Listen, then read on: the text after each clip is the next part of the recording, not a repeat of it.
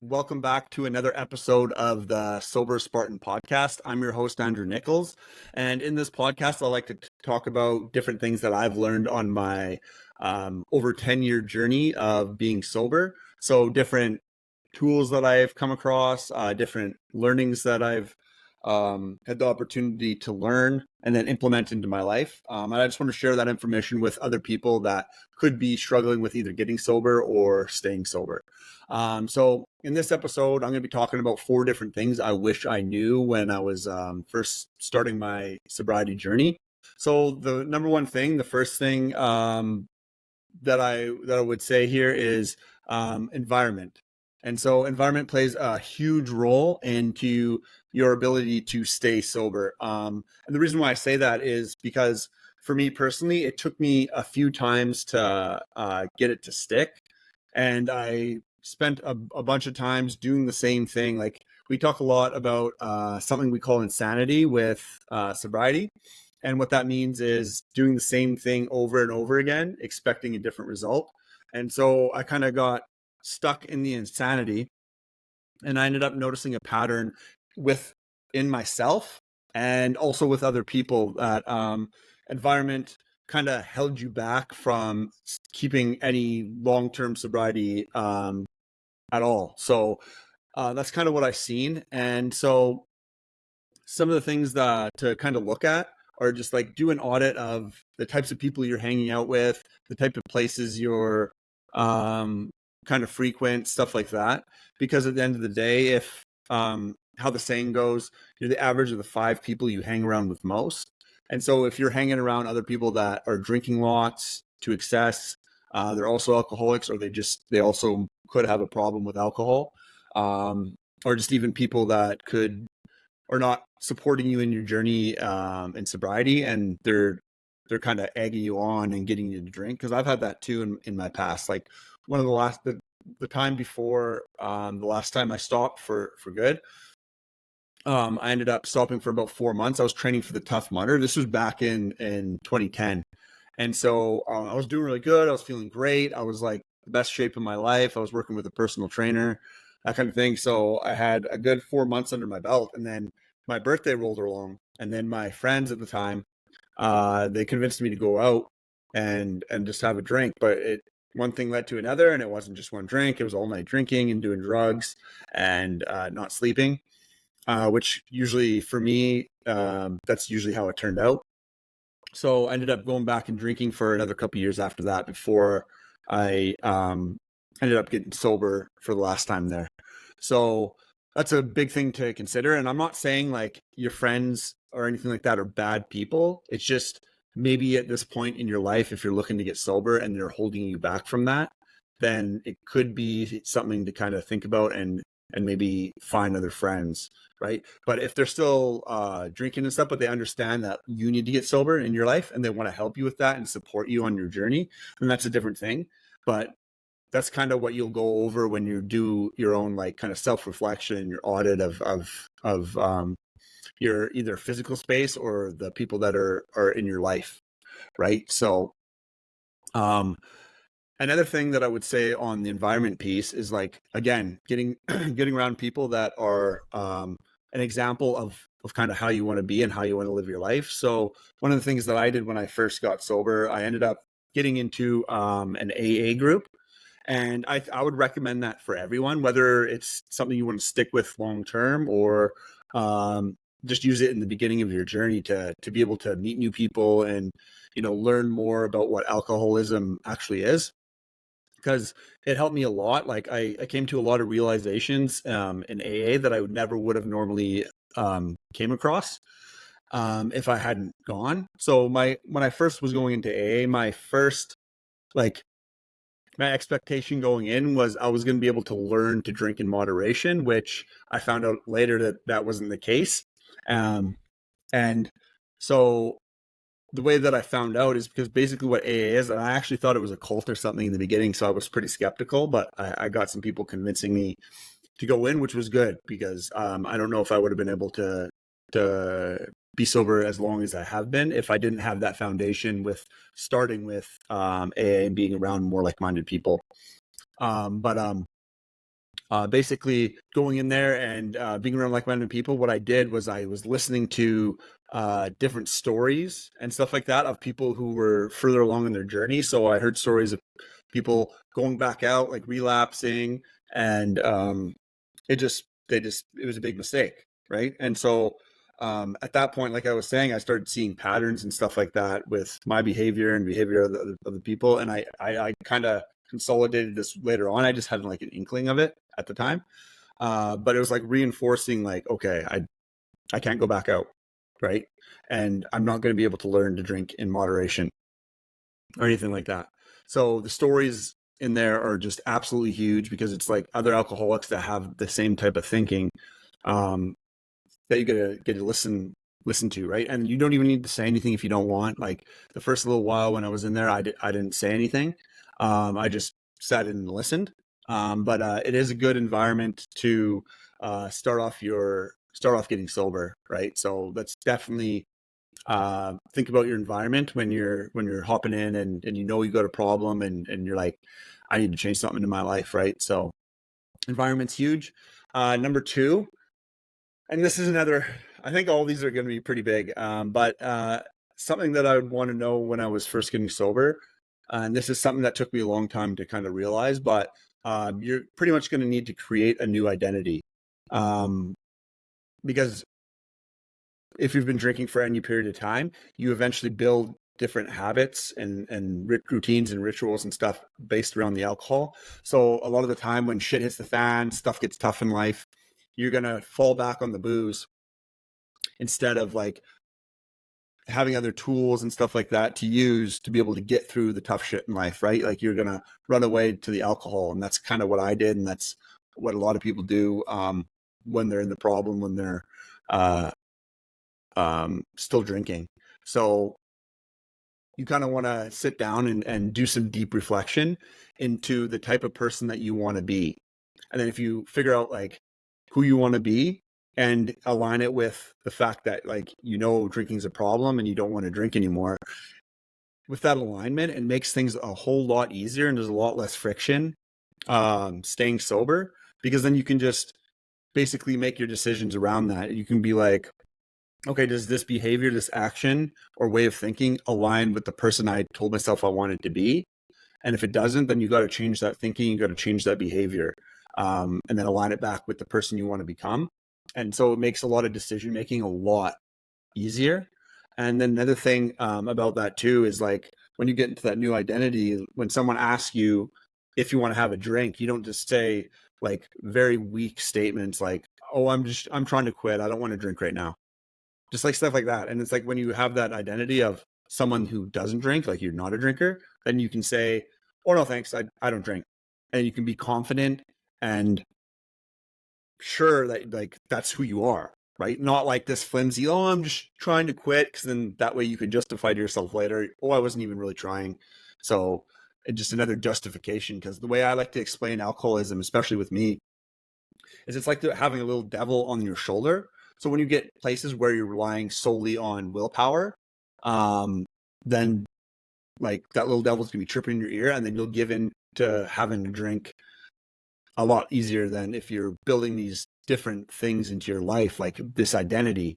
And it's gonna feel weird as hell in the beginning, but once you keep doing it over and over and over again, and you set out like the type of person you want to be, it's like, well, how would this person act? How would this person think?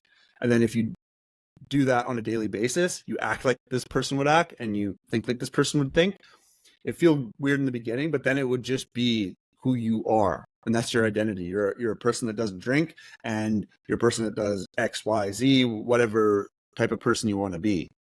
Right. So that's going to give you a way stronger foundation than if you didn't have that. So if I knew that in the beginning, it would have shortcut me through a lot of struggle that I went through um, in the beginning. Because in the beginning, it's going to be the first year too that's going to be the toughest for sure.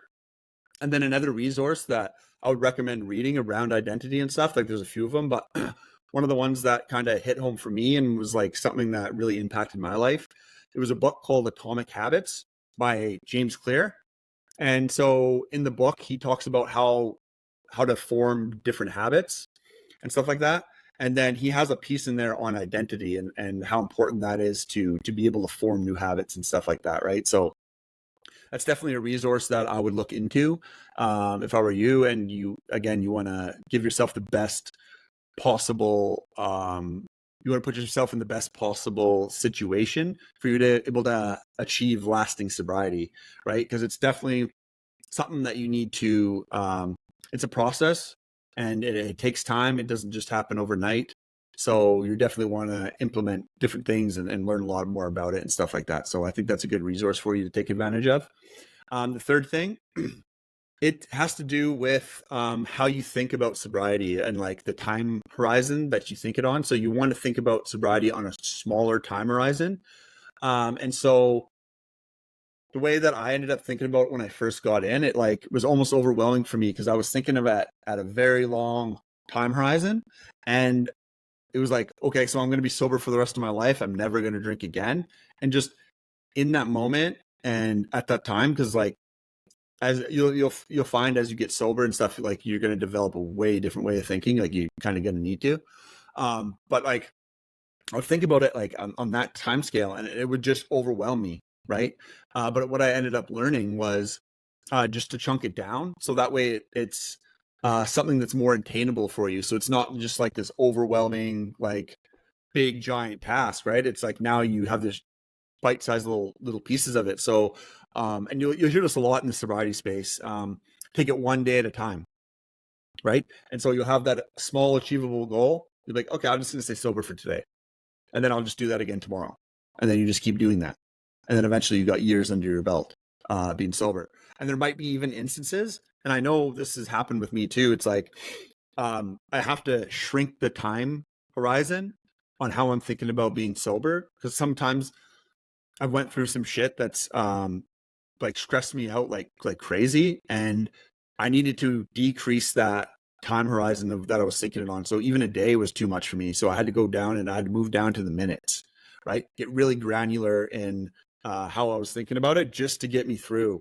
Because some of that's like sometimes you'll go through hard things in life, and that's when that fucking devil on your shoulder starts to get louder. And I've seen a lot of people, especially when you're going through stress, different shit that kind of pops up in life. That's where it's going to definitely test you the most, right? So um, that is definitely going to be a better way of thinking about things, especially the hardest part in the beginning. Because like the way I think about my sobriety now, like sometimes I don't even think about alcohol, anything like that. It's not even a second thought. That devil on my shoulders, like I don't even fucking hear him.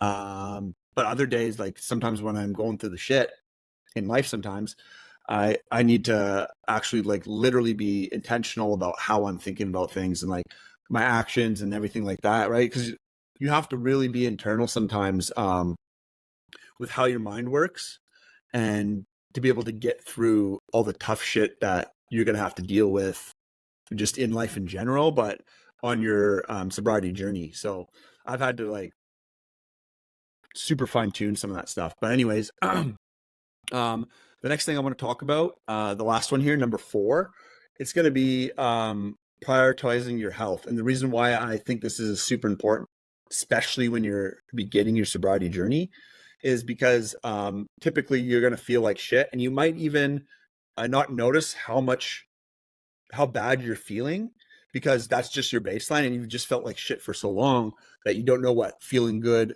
actually feels like. That's kind of where I was when I got sober because when I was drinking and stuff like this, my diet was terrible. Sometimes I wouldn't eat and I would just drink and do drugs and stuff like that over long periods of time. And like I would just be eating garbage food, fast food, candy, just garbage, right? So you really want to think about your health because if you feel better, it's just going to be less friction that you're going to come across when you're trying to stay sober because it's already a hard process as it is. So you want to give yourself as many advantages as you can get.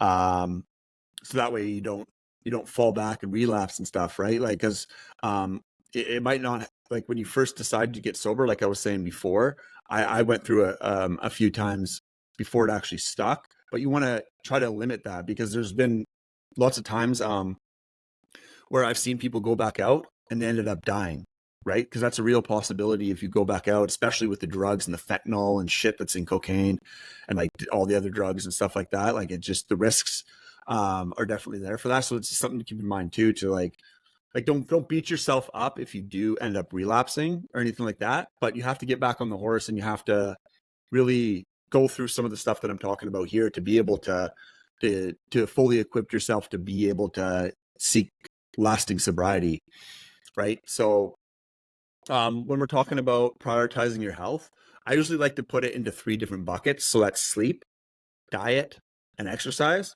And so for the sleep piece, it was different for me when I first got sober, because when I first got sober, I ended up going commercial crab fishing. And so I don't know if you've watched the Deadliest Catch, or you're familiar with fishing or crab fishing at all, but we didn't sleep very much on the boat. So I didn't really get a chance to actually optimize my sleep. I was just uh, like pretty much just riding by the seat of my pants and fucking just doing whatever. I didn't have any sort of knowledge about it either, right? And it took me a while, but I actually did a lot of research and lots of learning about sleep and stuff like that too. So one of the biggest levers I think that you can pull when it comes to sleep is being able to give yourself a routine, right? So pick a time to go to bed every single night, 7 days a week, and go to bed at that time. Like you can go within an hour, but I would say just fucking really hone in on that. Same with getting up. You want to set a specific time that you get up every morning, no matter what. And then that way, what happens is you start to regulate your circadian rhythm, which is a system that kind of that regulates your sleep. And so I would look more into that and like read about it and get a better understanding of it. But that's basically what it is. And once you get you regulate your circadian rhythm for your sleep, then and part of doing that is getting the routine in place. And I think like that's probably the easiest place to start, and then you can kind of branch out from there. But just like sleep is going to have a huge effect on you, on your mood, on everything like that. Because when you're getting sober and stuff, you're going to probably feel like a bag of shit. Um, like it's a huge change. There's going to be lots of stress and stuff like that. So if you're really honing in on your sleep and how you feel, it's just going to lower that friction for you. So that's number one. Number two is diet. And again, like it's if you're feeling a lot better, it's gonna just it'd be so much easier for you to stay sober if that's just another thing you don't have to worry about. And if you're feeling good, then it just the whole process just gets that much easier, right? So with diet, like we don't need to overcomplicate things, because if you actually go out and start doing the research into diet and listen to different people talk about it, you're going to hear people that are for the vegan diet, you're going to hear people for the carnivore diet and everything in between. And then there's papers and studies and shit like that that'll back up whatever the fuck you want to follow, right? So for me, it's been a process of just testing different things. But I think the best place to start, like I said, I just want to make this a really easy process for you to implement into your life. Don't think about it like don't get too complex. Don't overcomplicate it. Just the thing to know is just eat whole foods. Okay, so like if you're going to the grocery store, typically the whole foods are on the outside of the grocery store. So your vegetables, your meats, stuff like that. It's just stuff with one ingredient, right? So your eggs, your beef, your carrots, your broccoli, stuff like that, right? So because all that other processed fucking garbage is just garbage food. You don't want to eat sugar. You don't want to have seed oils, anything like that. But just keep it really simple like that. And then what you can do after you start to get some momentum and you start feeling better and stuff like that, then you can start incorporating different things. You can go a little more into the weeds about different specific diets. But you're going to get some results if you just go straight whole food. I can almost guarantee that, because as humans, we're meant to eat whole foods. Like if you think about the time horizon on when they've implemented all these processed garbage, it's in the last 100 years. We've been eating whole foods for a hell of a lot longer than that. Our whole existence. So if you just go to the whole food route, you'll get some quick wins there too. So, and again, just don't overcomplicate it. Just don't put any garbage food in your house. Like, don't even have it in your immediate area. And then the last part of this, and this is not something that I really struggled with myself because I've always been a very physically active person, but this is going to be exercise. And I've had moments in my life where I didn't work out as much as I normally do and stuff like that. And I can definitely feel it. Like the last time that I didn't have a consistent workout routine was when I got injured off the commercial crab fishing boat. I had bad tendonitis in both my wrists and thumbs. And so I didn't do much of anything. I just, because I wanted to heal it. Like, I probably still should have like did something, but I didn't. And I gained a bunch of weight. Like, typically I was sitting around 200 pounds. And then when it was a hard fishing season, I would go all the way down to 185, something like that. Like right now I'm sitting at 195, but I was 215 at that time. And I could really feel it, like with my mood. I felt more sluggish. I didn't have the energy, stuff like that. Right. So I definitely noticed when I am not moving my body as much as I should, and just everything the way I'm feeling. And so that's just another thing. Like, you want to make yourself feel the best that you can feel. And how do you do that? Like, you go and you move your body every day. And I'm not saying like get off the couch and do a crazy intense um high intensity workout or crazy powerlifting routine or anything like that.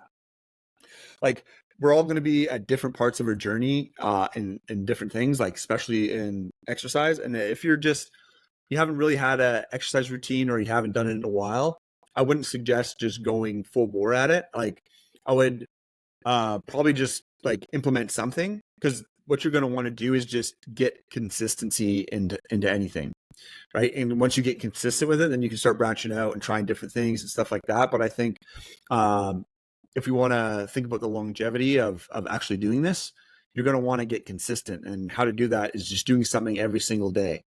So what I would recommend here, especially if you don't already have a consistent exercise routine or you haven't really worked out in the past, I would just go for walks. And probably the best time would do that when you like wake up a 15 minutes early or something like that, and just go for a 15-minute walk, like in the morning before you've had your coffee, right? Get your body moving that way, get some blood flowing. And you just need to start with a walk, right? As long as you're moving your body, or you can even go after dinner, going for a nice walk off that dinner, right? That's another thing you can do. But I would definitely incorporate some sort of physical exercise. And like for me, it kind of helped me too, because like I use that as a tool for myself if I'm going through some tough shit. So if like I'm going through extra stress or something, then I go and I usually what I do is I take out the journal and like kind of write out my thoughts on paper. And then that way, for me, it helps me get clarity on the things that I'm thinking, things I'm feeling, stuff like that. And then I go get a nice workout in and I feel absolutely amazing. Right. So if you can like kind of play with it and figure out what works for you, um, then I think it's going to be a really powerful tool. Again, like if you're just getting into getting sober, stuff like that, starting getting different routines and stuff like this, that like you can kind of get out and do something else other than drinking and get your mind off it. I think that's going to help a lot. Um, and so that's the last one that I got for you today. But there's one thing I kind of want to note here. And like, you can listen to all the podcasts you want, read all the books you want, stuff like that. But if you're not taking action on the stuff you're learning, then there's not actually a real point. It's like you're going to learn it and then do nothing with it. It's like, that's not an efficient way to kind of make progress and to achieve the things you want to achieve, right? So what I kind of would want you to do is, and you might not resonate with everything. You might be in a place where just everything's complete shit, like you're just completely down. But what I would like urge you to do is just pick at least one thing that you resonated with or that you thought was a golden nugget here, and just focus on the one thing to start, and then take action on it. So just as a recap, we went through environment. So one of the things you can do to help your environment to put yourself in the best possible situation that you can to be able to stay sober, I would do an audit of your life's environment. So your friends, your family, your physical location, stuff like that. And then just kind of ask yourself, like, is this environment going to help me stay sober? And like, if it's not, then you've got a question about if you should be staying in that environment, be hanging out with those same friends, stuff like that, because you're going to need support from the people in your life and the places that you're going and stuff like that, right? Because again, it just comes down to you want to decrease the amount of friction that it's going to take to stay sober here. For number 2, the new identity. An action step here would be just sitting down and kind of writing out the type of person you want to be, and then start acting like that person on a daily basis, right? Because then if you get that clarity on who you want to be and then align it with that person who doesn't drink, then it's going to be a lot more easier to not drink if you get some clarity around that, because then that'll be your guiding force around the actions that you take. And then another thing is I did a podcast. It was my last one. And I talked about my RISE core values. So if you want to go listen to that and incorporate some core values, and again, I use them as guiding posts for my life to be able to kind of guide to be the person I want to be. So that could be helpful as well too. So number 3, that would be thinking of your sobriety on a smaller time horizon. So instead of thinking like, oh, I'm going to be sober for the rest of my life, just take it one day at a time, right? So like just chunk it down and just be, I'm going to be sober for today, and that's it. And then you'll stack up your wins of being sober each day. I just want to be sober for today. You'll get it. The next day, same thing. I'll just be sober for today. And then eventually you'll stack up the days and you'll have years under your belt, right? But it's just a better way to think about it so you don't overwhelm yourself. And I think that was a problem that I kind of seen when I was first getting sober, and I felt it within myself. And then the last one is to prioritize your health. And I went over 3 buckets. So for the sleep, implement a sleeping schedule that you'll stick to consistently. So pick a time to go to bed and pick a time to wake up, and just do that 7 days a week. Number 2 was diet. So you're going to want to just eat whole foods. So, and you don't need to just boom, do it right away. I would suggest that, but sometimes like it's hard to do and you've already got a lot of shit going on. So just take out one thing at a time. Just be like, I'm just not going to eat chocolate bars. And then the next week after that, be like, I'm not going to have seed oils. Okay, now I'm not going to have processed food or not fast food or whatever it is, but just slowly work your way so you're just eating whole foods, because that's really going to affect the way you're feeling. And again, it all comes back to the friction that you're removing from yourself from this whole process of getting sober. So that was the diet piece, and then the exercise piece. So you're just going to want to move your body.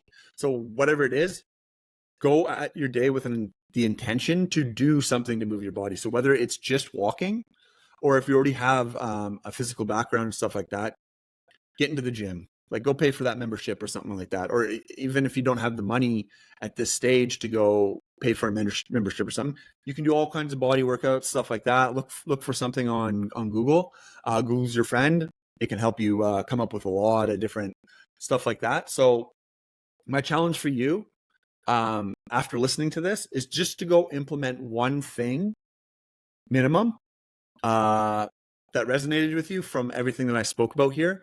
And then let me know if it works, like what you thought about it, anything like that. I'll have all my contact details in the show notes here. So I'd definitely love to hear from you. But that's all I got for you for this episode. So I'll see you on the next one. Enjoy your day.